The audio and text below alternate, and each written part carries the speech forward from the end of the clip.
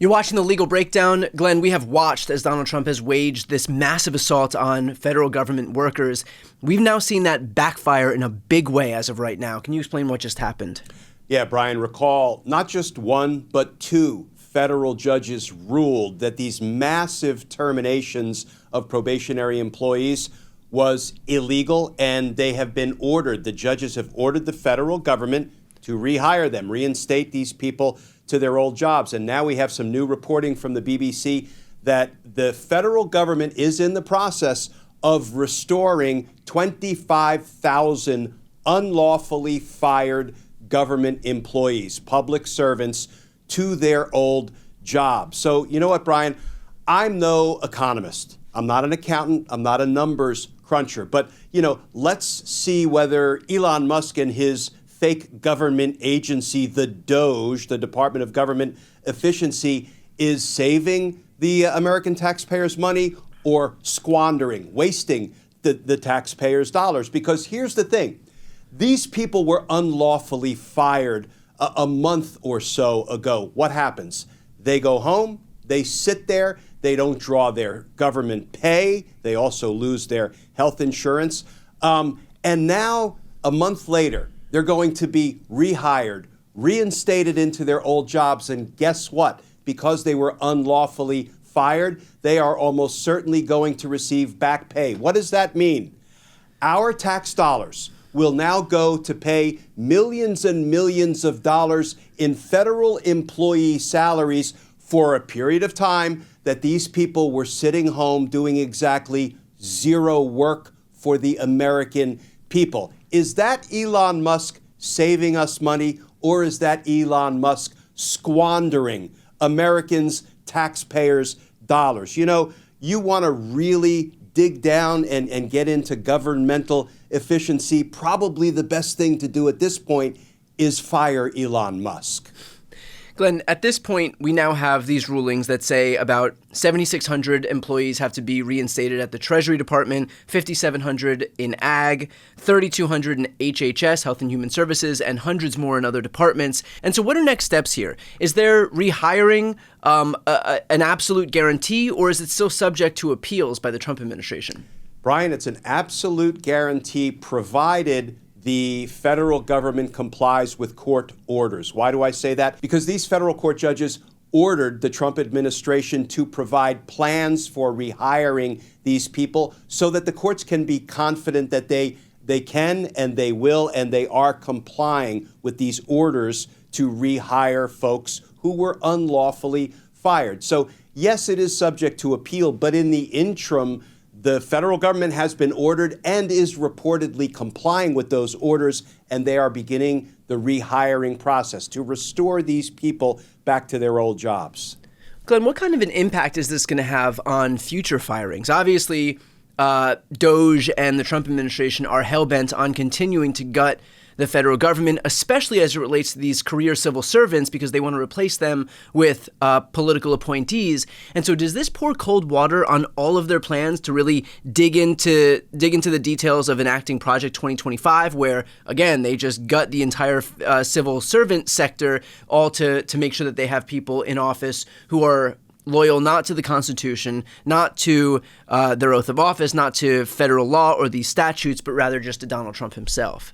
Yeah, Brian, it should certainly have a deterrent effect in the event the administration, Donald Trump, Elon Musk, or others, are intending to fire other folk from the federal government to try to downsize. Because look, if you follow the rules and the law with respect to employees' rights, you can certainly downsize the federal government. So let's hope that this will chill Trump and Elon Musk and anybody else in the executive branch that is thinking about firing folk. If they're going to do it, they have to honor the employees' rights along the way. Brian, when I saw that these probationary employees were just fired in massive numbers in the course of about 24 hours, and they were told these were performance-based terminations, so many of these probationary employees who had been with the government for 6 months, a year and a half, reportedly had glowing evaluations from their supervisors and their agencies. So when I saw them try to falsely claim that these were performance-based firings, my first thought was, boy, the courts are going to reverse this so fast, it will make Doge's head spin. And, a month or 6 weeks may feel like a long time, but in, justice system years, that's like a split second. So, if the federal government wants to go about trying to terminate other employees, they damn well better follow the rules, the procedures, and the law, because if they don't, it looks like this will be the fate they suffer. Glenn, there are still outstanding lawsuits as it relates to Trump's efforts to fire government employees. I know that we've been talking about the class action lawsuit with regard to these federal prosecutors who were fired. Does this have any either precedent or atmospheric precedent when it comes to those remaining ongoing lawsuits? Yeah, I love the term atmospheric precedent, and you and I have talked about this before. So when we hear the word precedent, we, receive that as, oh, well, then this thing has to be followed moving forward. The reality is precedent is not set by trial court judges. And these rulings we're talking about, these two federal court judges who determined that these were unlawful firings and ordered that these people be returned to government employment, these are trial court judges. They don't set precedent. It is only when rulings or criminal convictions are appealed and the appeals court then takes up what happened in the trial court. They are the ones, when they hand down a ruling, that set precedent that must be followed by all of the judges in the jurisdiction where the appeals court is sitting. So, but you use the term atmospheric precedent, and it's really important when trial court judges rule a particular kind of firing is unlawful. That may not be legal precedent because an appeals court didn't hand down that ruling, but it will become important atmospheric precedent. Other judges will look at it, and indeed, federal government agencies will look at it and say, okay, this gives us some guidance now, even if it's not strictly speaking precedent, and we better comply with whatever those courts have said about, when we try to terminate somebody, how we can do it and how we can't do it. Glenn, is there any risk for the Trump administration appealing this decision, knowing full well that, okay, while this specific narrow instance might not carry any precedent for their ongoing cases as it relates to other fired federal employees, but if they do bring this case up to the appeals court and the appeals court agrees with the trial court, well, then you do have precedent. And then that makes it a much steeper hill to be able to scale for the Trump administration, because now you've got precedent that could apply in their other cases. Brian, you have not only earned your law degree, it looks like you're working on your LLM, which is like a master's of law. Because that would make my mother happy for among everybody else. It's such a good question, because part of the decision we always had to make as prosecutors, and this translates to the practice of civil law as well. These lawsuits we're discussing are civil cases, not criminal cases, but the principle is the same. If a judge rules against a particular party, we would have to decide, well, do we have more to gain or more to lose? If we decide to take an appeal and we lose that appeal, that means not only in this particular case, given this set of facts, we've lost, but that may set out a broader principle that could cover and sweep in other facts in other cases that aren't identical. But, in the long run, if a bad precedent is set for one side or another, it can do some real long-lasting damage or harm to the way law is practiced. So you're exactly right. Donald Trump probably wants to look before he leaps, or at least his DOJ does, because if they start setting really bad precedent in the appeals courts on issues like how can we go about firing federal government employees, that may have some much broader implications for what they get to do and, more importantly, what they don't get to do moving forward. Glenn, a lot of these cases are taking place in Washington, D.C., and obviously that's a more liberal court system than, for example, the 11th Circuit Court or the 9th Circuit.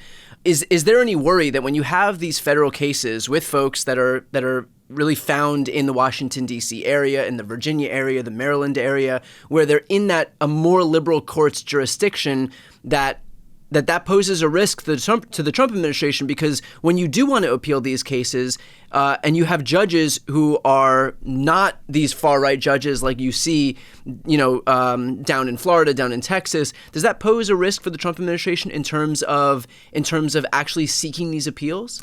Yeah, let me push back a little bit on the notion that the federal bench in Washington, D.C. is a, quote, more liberal court or more liberal set of judges.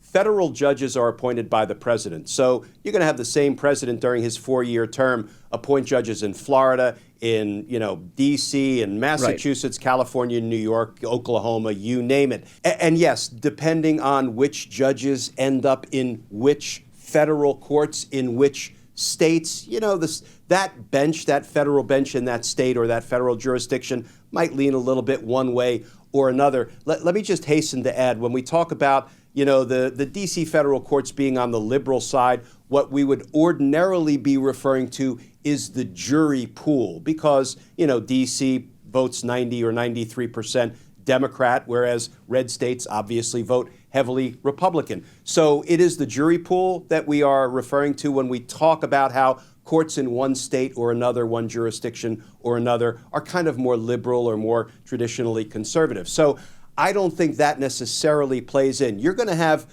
Trump-appointed judges in D.C. You're going to have Trump-appointed judges, in virtually every federal jurisdiction in most states across the country. And it really comes down to kind of a judge-specific question. Right. Is that judge an honest broker of the law and the Constitution, or is that judge or justice, if we're talking about the Supreme Court, not an honest broker of the law and the Constitution? And we have seen lots of Trump-appointed judges rule against Trump legal positions, most notably in 2020 during the challenge to the results of the 2020 election. Every Trump-appointed judge who received one of those 60-plus cases ruled against Trump. That should give us all a little bit of comfort in the quality and independence of the federal judiciary overall. And finally, Glenn, let's finish off with this. Are we certain here that the Trump administration won't be appealing this, and that this ruling, as it stands right now, bringing roughly 25,000 federal employees who had been fired back into the federal government, is that going to stand? It feels like that ruling is going to stand. And here's why I say that. Because the new reporting is coming out of basically what reporters are learning about the federal government and the federal employees who were first wrongfully terminated and who have now been told they're coming back to work. And those plans are in place and those plans are in progress. So it feels like the federal government, the Trump administration, is choosing to comply with this order to rehire 25,000, wrongfully terminated public servants, and they are now implementing the plan to return them to government service. Okay, well, obviously, a lot happening on this front, so we'll continue to stay on top of it. For those who are watching, if you want to follow along, and if you want to support our channels and independent media more broadly, the best way to do that is to subscribe. The links to both of our channels are right here on this screen. I'm Brian Tyler Cohen. And I'm Glenn Kirshner. You're watching The Legal Breakdown.